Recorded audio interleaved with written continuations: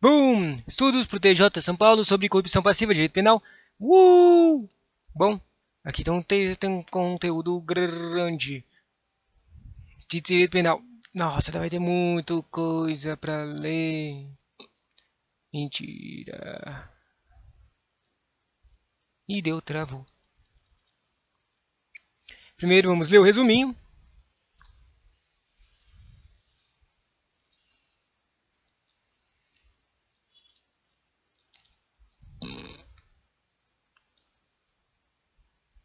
Resumo.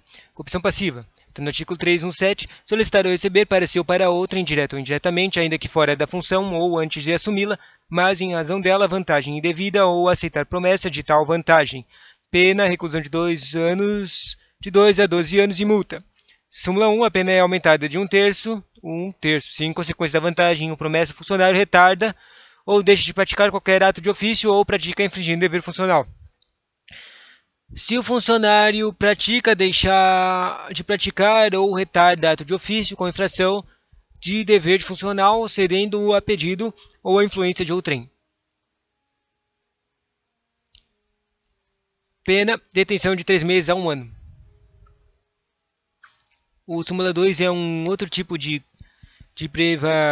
corrupção passiva que não está escrito explícito lá no termo, na lei. É a corrupção passiva privilegiada. Questão clássica, deixa eu ver. Diferença entre corrupção passiva e concussão. Corrupção passiva é uma solicitação de uma vantagem devida. Na concussão é exigência. Me dá o dinheiro. Questão clássica. Diferença entre corrupção passiva e corrupção ativa. Corrupção passiva é um crime próprio praticado pelo funcionário público. Corrupção ativa é um crime praticado por um particular que oferece ou promete vantagem indevida ao funcionário. Terceira questão clássica, a possibilidade de ocorrer corrupção ativa sem a respectiva corrupção passiva e corrupção passiva sem corrupção ativa. Sacou? Interessante, porque quando eu estava lendo os artigos parecia que tinha uma especificação que a corrupção passiva não podia acontecer sem a corrupção ativa, né? A questão clássica, quarta, consumação da corrupção passiva. Como é que é a consumação? O funcionário público faz a solicitação, pede e a iniciativa é do funcionário próprio, uma vantagem indevida em razão da função e nesse caso o crime é formal. Porque não é necessário que a vantagem indevida seja materialmente recebida pelo funcionário, é só preciso solicitar para que se torne crime. A simples solicitação é suficiente para consumar o crime. Daí o funcionário público aceita a promessa de alguém, a iniciativa não é do funcionário, é de uma vantagem indevida em razão da função. Nesse caso, o crime é formal, porque não é necessário que a vantagem indevida seja materialmente recebida pelo funcionário. A simples aceitação da promessa é suficiente para consumir o prazo. Se lembra que no próprio caput está escrito solicitar ou receber promessa de uma coisa, de uma vantagem. Daí, o funcionário público recebe de alguém a iniciativa, não é do funcionário, uma vantagem indevida. Daí ele recebeu em razão da função. Nesse caso, o crime é material, porque é necessário que a vantagem indevida seja materialmente recebida pelo funcionário.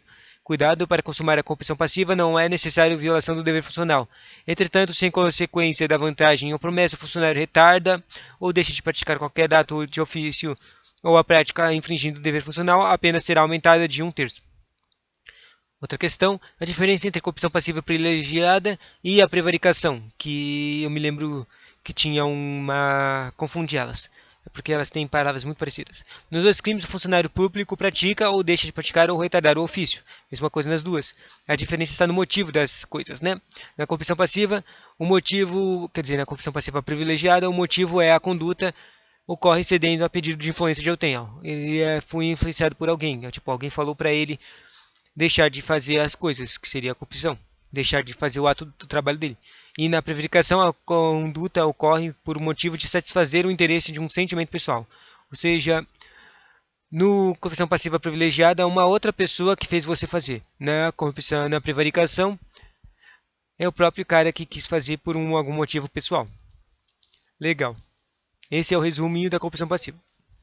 Mas tem muito conteúdo ainda nesse conteúdo que eu tenho aqui extra. Corrupção passiva! A mídia sempre está notificando casos de corrupção, porém a mídia trata o conceito do modo equivocado. Na verdade, chama a corrupção todo crime contra a administração pública. Nesse capítulo você vai descobrir o que é realmente corrupção, especificamente o que é corrupção passiva. Verá que só alguns daqueles notícias são verdadeiros casos de corrupção. Vou levar você, 5 questões. Vamos lá. Citar a instituição corrupção passiva, Para você citar a corrupção passiva, está prevista no Código Penal dentro do título 12, no título 11, que trata dos crimes contra a administração pública, em um capítulo que dispõe sobre os crimes praticados por funcionário público contra a administração em geral. Grave isso por enquanto. A corrupção passiva é um crime próprio de funcionário público, ou seja, praticado por funcionário público, e essa informação vai ser muito útil quando formos ver a diferença entre corrupção passiva e ativa. Vamos ver o tipo de pena básica do crime de corrupção passiva. 317, caput, solicitar ou receber para si ou para outra, indireto ou indiretamente, ainda que fora da função ou antes de assumi-la, mas em razão dela. Vantagem indevida ou aceitar a promessa de tal vantagem.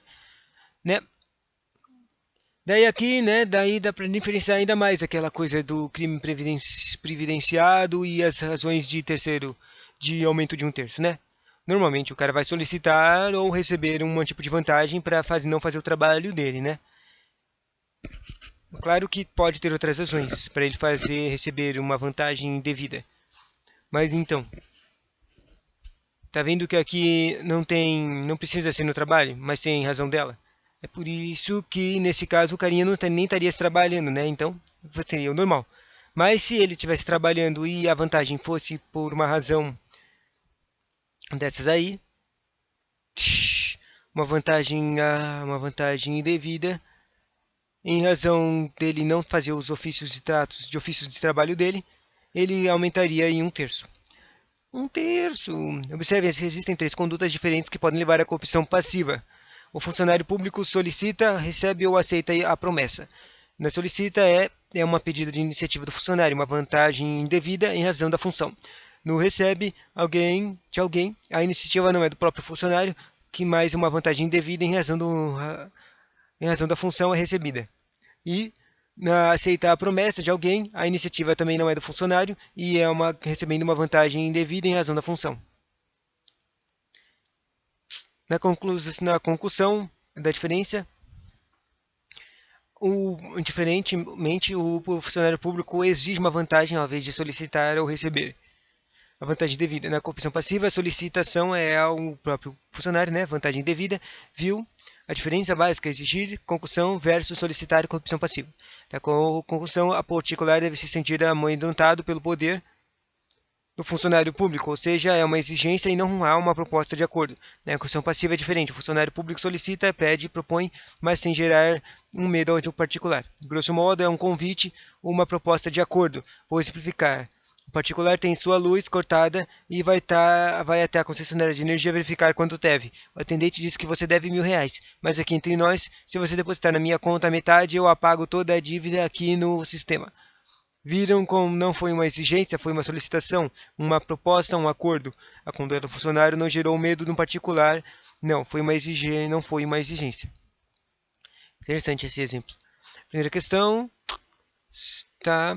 Corrupção passiva é um crime próprio praticado de funcionário público. E corrupção passiva é ativa, é um crime praticado por particular. Na corrupção passiva é o crime praticado pelo particular que oferece ou promete a vantagem indevida a funcionário público.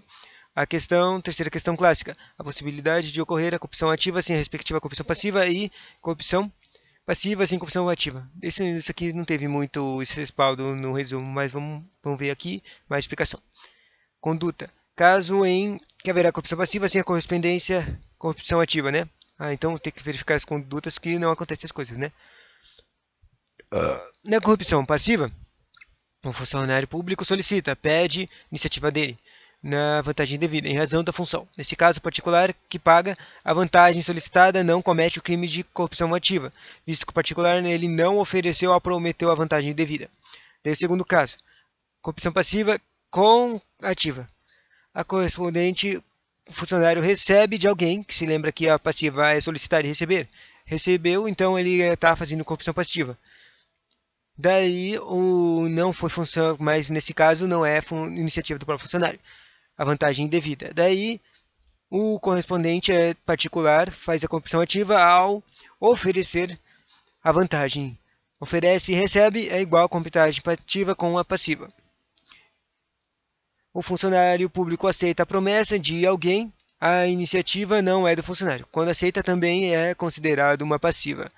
E também o cara que ofereceu uma promessa, que também está escrito lá no artigo 333 de corrupção ativa, que é um crime de corrupção ativa.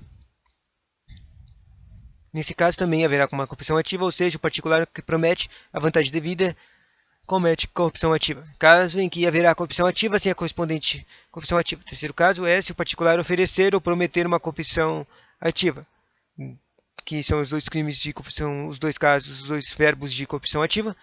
Daí, e o funcionário público não recebe e oferece ou aceita a promessa, ou seja, ele é probo.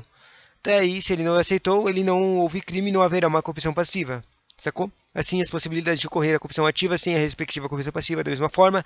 Para a configuração do crime, corrupção passiva, 317 é prescindível, é dispensável, desnecessário a ocorrência concomitante da corrupção ativa.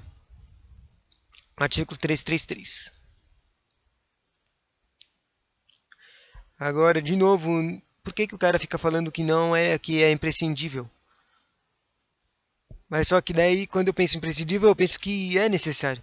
Mas agora aqui tem umas aspas. As aspas estão dizendo que o prescindível é dispensável ou desnecessário.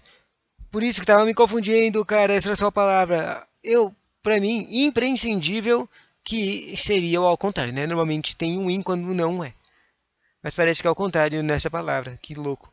Prescindível é que não precisa, desnecessário, dispensável. E imprescindível é que precisa, obrigatório. Então, para ter corrupção passiva, não é necessário ter corrupção ativa.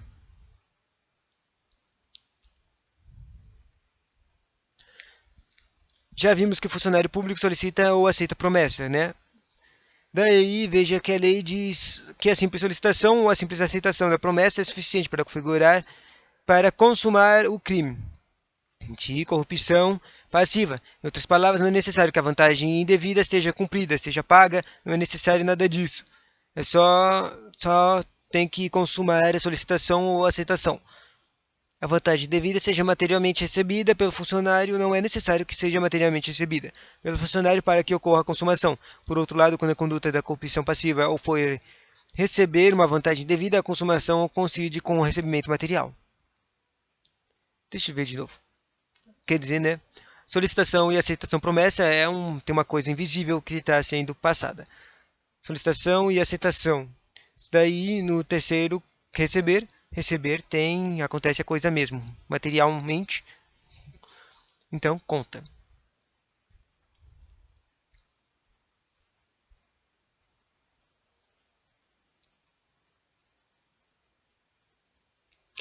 Um extra aqui é que sempre tudo isso aqui só é considerado corrupção passiva porque tudo isso foi feito, tipo, o cara recebeu, o cara aceitou uma promessa, o cara solicitou, tudo isso que ele fez, esses três casos, essas três ações, esses três verbos, foram feitos em razão da função pública. Tipo, se ele pediu, solicitou, se um cara é funcionário público, mas ele solicitou alguma coisa, aceitou alguma coisa, ou alguma coisa de um particular, né? Só que não foi em razão do público, não é crime, literalmente. Pode ser tipo um presente de um cara, do amigo dele, para o funcionário público. Já que não foi em razão da participação pública, não é uma corrupção passiva, não é crime de corrupção passiva. Quer dizer, pode ter algum outro crime escondido ali, mas não é corrupção passiva. Sim, é importante frisar que a solicitação, recebimento e a citação deve sair da razão da função pública. Em outras palavras, há um vínculo entre a conduta e o fato do agente ter função pública. O fato de não estar trabalhando fora da função não afasta a corrupção passiva. Se a resistência ocorrer em razão da qualidade de funcionário público, até o mesmo quem apenas foi nomeado e ainda não tomou posse pode ser incriminado por corrupção passiva. Pode cometer a corrupção passiva antes de assumi-lo Cuidado, o crime é simplesmente solicitar, receber ou aceitar promessa de uma vantagem indevida em razão do cargo. Não há necessidade de funcionário público fazer alguma coisa errada. Melhor dizendo, o funcionário público cometerá o crime se solicitar, receber ou aceitar promessa de uma vantagem indevida, até mesmo para fazer algo totalmente em conformidade com a lei. Sacou? E se, além de tudo, ele ainda estiver solicitando, recebendo ou aceitando promessas de vantagem indevida para fazer alguma coisa errada, ou seja, para retardar ou deixar de fazer prático de ato de ofício, ou praticar ato de ofício, violando o dever funcional, aumenta em um terço. A situação funcional vai complicar ainda mais, que sua pena será majorada, né? Na verdade, essa aqui é perfeitamente no exemplo, né? No exemplo que tinha usado no começo. O carinha lá foi pagar as dívidas dele de luz e o cara fala: me dá o dinheiro que eu faço o trabalho aqui e quito sua dívida. Ou seja, o cara faz o próprio trabalho dele certinho. Claro que tem a falta dos R$ 1.000 indo para os cofres públicos, mas ele fez o trabalho dele, né?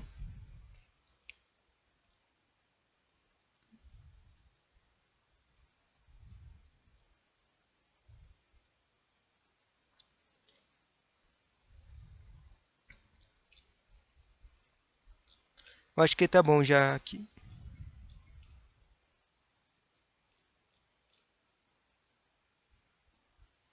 Obrigadinho.